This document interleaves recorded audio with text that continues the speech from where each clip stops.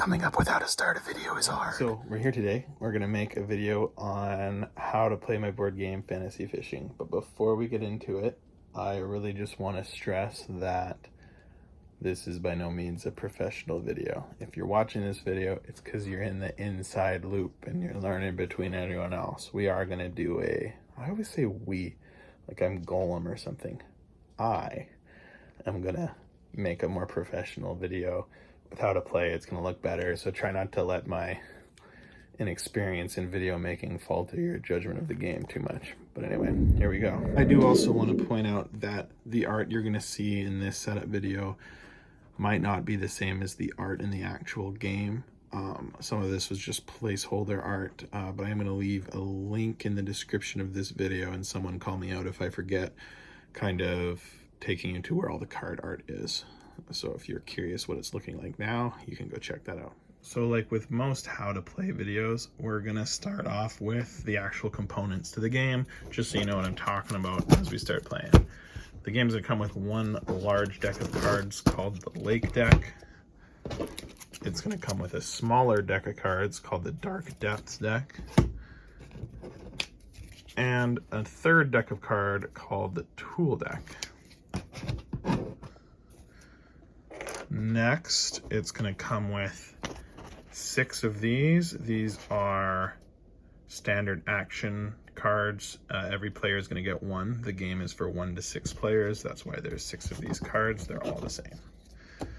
It's going to come with 6 tokens. These are going to be your angler tokens, what you're actually using to fish with.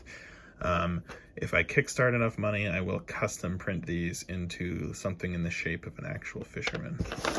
As you can see right now, I'm using whatever. I only got 5, so, you know, unlucky number 6 gets a checker piece.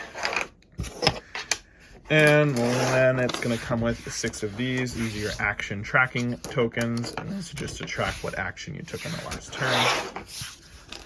And lastly, we're going to get a couple of 4-sided dice. And most people who play games know how these work, but some people get really confused when they see a 4-sided dice, because it's like, what is it? It's on the top. It's always the top number. So if you were to roll this, that would be a 3, because the 3 is on top. Excellent. Okay, now I'm going to go how to set up the game. Now I'm going to show the setup for a 2-player game, because that's going to be the easiest. But you can play with up to 6 players. So the first thing you're going to want to do is each player is going to pick an angler token color. Second, each player is going to get a basic action card. And then after shuffling all 3 decks, you're going to deal each player 3 tool cards. Now, if you've played the game before, you can feel free to deal each player 5 tool cards instead and have them all discard 2. But if it's your first game, it makes more sense to just get dealt 3 at random, because you won't know what you like or not yet.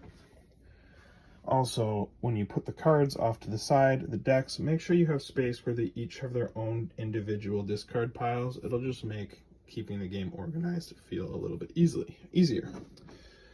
Each player is going to get an action token as well. That's this piece here.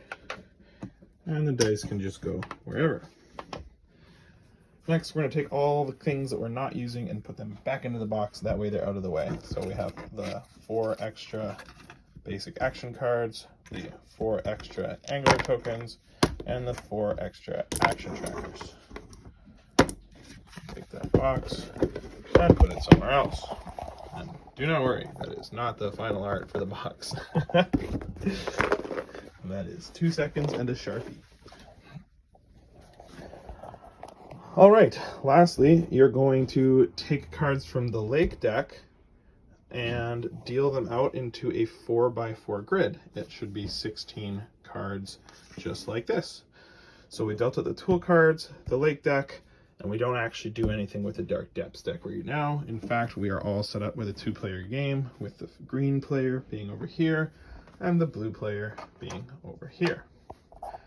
Okay, we're going to move on to the next step.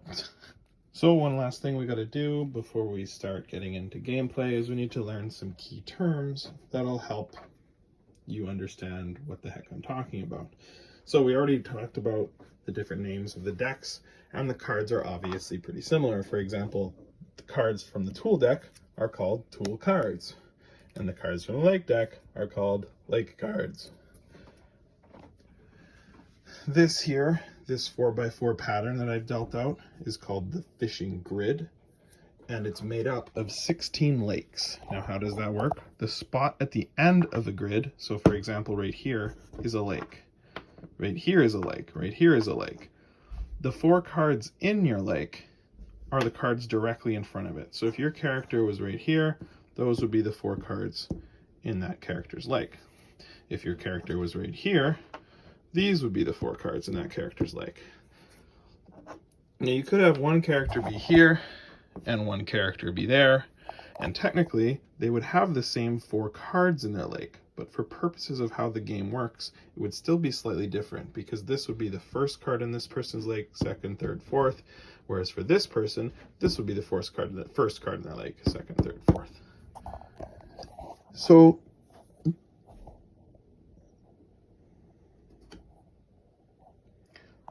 the next term that you're going to hear me use a lot is something called a standard fishing roll. And what that means is you're going to take your dice and you're going to roll it. Whatever the number is, that's going to be the card that you catch relative to your lake. So again, if your piece was here and you rolled that 1, you would catch the first card, therefore this one. If this character rolled a 3, you would catch that card.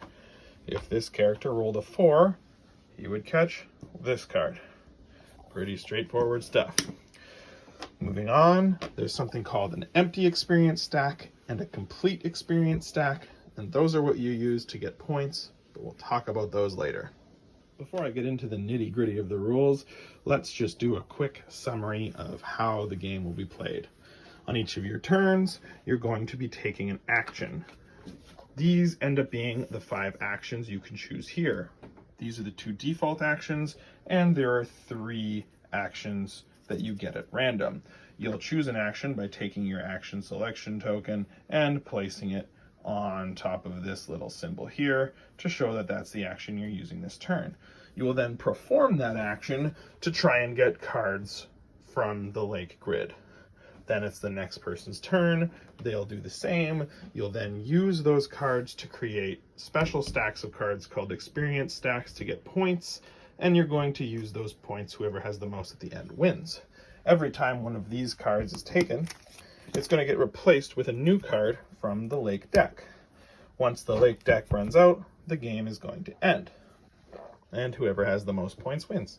So, breaking down that summary, we're going to have to talk about the different actions you can take to get cards, and we're also going to have to talk about how you use cards to get points.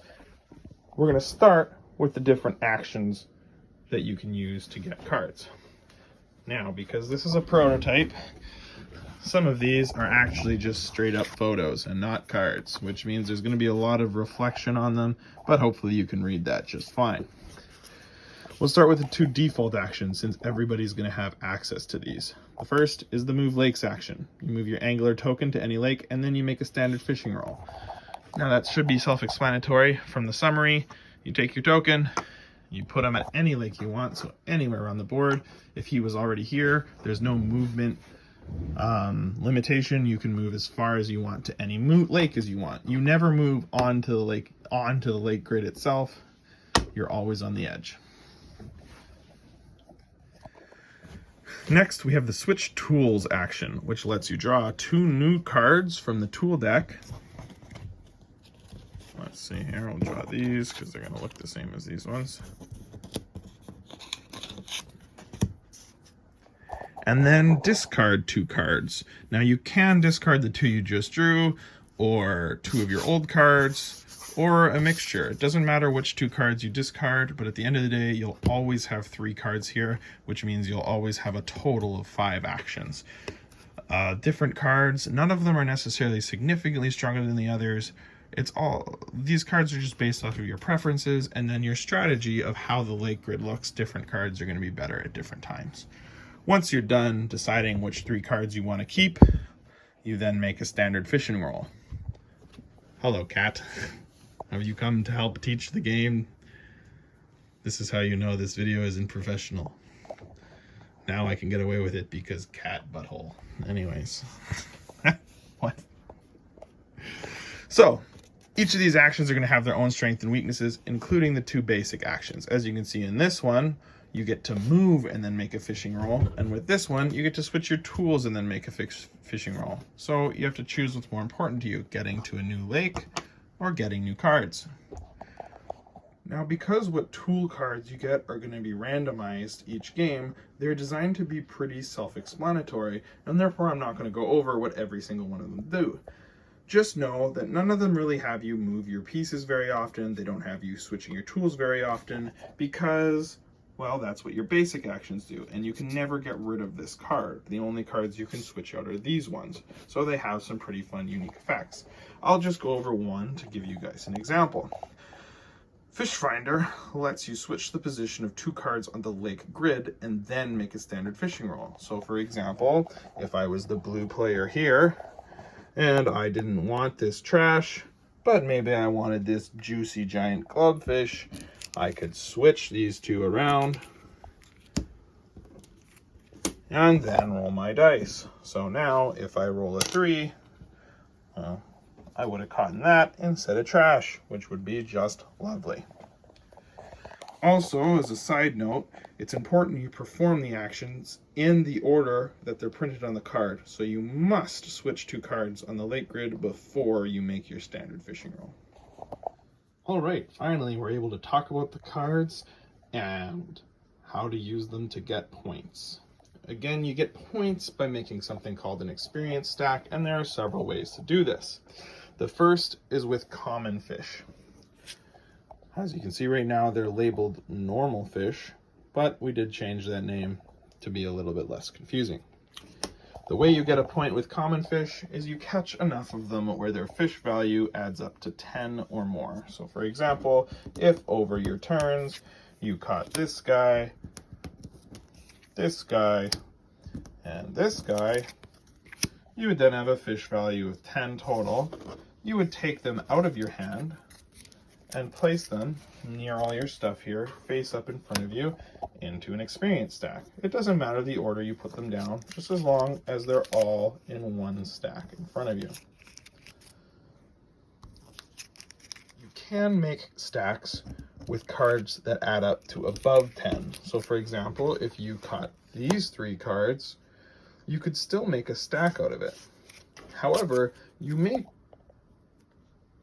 choose to hold them in your hand instead, because you can make a stack more efficiently if you waited till you added up to exactly 10. There's a downside to that as well, which you'll learn about shortly. The next way you can make an experience stack is pretty straightforward, and it's with treasure cards. If you catch any 2 treasure, that's automatically an experience stack. You just take 2 of them and lay them flat like that, just like the fish. Now you'll notice there's different artwork for the treasure chest, and the lost gold. That is just for flavor. It doesn't matter which treasure you get, they're automatically worth 2 points when you catch 2 of them. Now the last way to make an experience stack is with trash cards. As you can see here, we have the old right boot, the old left boot, the rusty sword, and the rusty shield. Now there's actually 2 different ways to make an experience stack with trash cards. You can either catch any 5 trash card you want, so it could be 5 of the same or a mixture of 2, or you can catch 1 of each. So if you get the left boot, the right boot, the sword and the sword and the shield, you'll also be able to place those into a stack. Now keep in mind, just like with the fish, once you put them in a stack, you can't take them out of the stack later. So if you decide to play 5 trash cards and then you later catch something that allows you to have played the 4 because you got 1 of each, too bad. You already played the stack, that's it. Now that we know how empty experience stacks work, we can talk about complete experience stacks. And complete experience stack involve these legendary fish. Now it's hard to see with this camera and with the current artwork I have, but each card has an outline. Legendary fish can be noted by the fact that, well, A, they say legendary fish, and they have a purple outline here. trash has the brown, gold has the yellow, and in the newer artwork, all my fish will have a blue outline. Now, legendary fish are great because they're worth 1 point all by themselves. However, you have to have enough experience to catch one of them. So if I had a character here and he made a standard fishing roll and rolled a 4, and I were to catch this fish, I would have to see if I already had an empty experience stack or not. If I didn't, that's it. I didn't catch him and he stays there and I got nothing for that standard fishing roll. That roll just ends and we move on to either the next step of the card or the next player's turn. However, if I did have an experience stack, let's say I had these 2 pieces of gold here, and then I rolled that 4 and caught this legendary fish, he doesn't go into my hand, he goes directly on top of this stack. And now that's called a complete experience stack and is worth 2 points. Or you could look at it like this fish is worth 1 point all by himself. Once you put a legendary fish on an empty experience stack, you can't place another one on top of it, such as this sapphire balloon fish. What that means is, if I wanted to catch this guy, I would have to make another empty experience stack by either catching more treasure, fish, or trash. And I do also want to mention that just like with the treasure, there is different art for all the legendary fish, but that is again just for flavor. And finally, the last type of card we have to talk about are these question cards. Now, when you catch one of these, you immediately discard it. Again, because it came from the lake deck, it goes beside the lake deck, and you draw a Dark Depths card instead. Now, these cards are also meant to be pretty self-explanatory, so you'll learn of them as you play. They involve somewhat of a risk, as some of the cards in here are not very good, but some of them are quite good. For example, this is the golden fish. He has a fish value of 5, just like the giant glubfish, which is the highest fish value in the lake deck. But, as you can see, you can play him as a normal fish card or a treasure card. So he kind of acts as a wild. If you had another treasure, he'd be able to get you a stack, just like that. Whereas if you had another 5 points worth of fish, you could also use him on that stack. But, just like I mentioned before, once you play him down in a stack, he's there forever. There's tons of other exciting cards in the Dark Depths deck, but we're not going to go over them because that would take away some of the fun.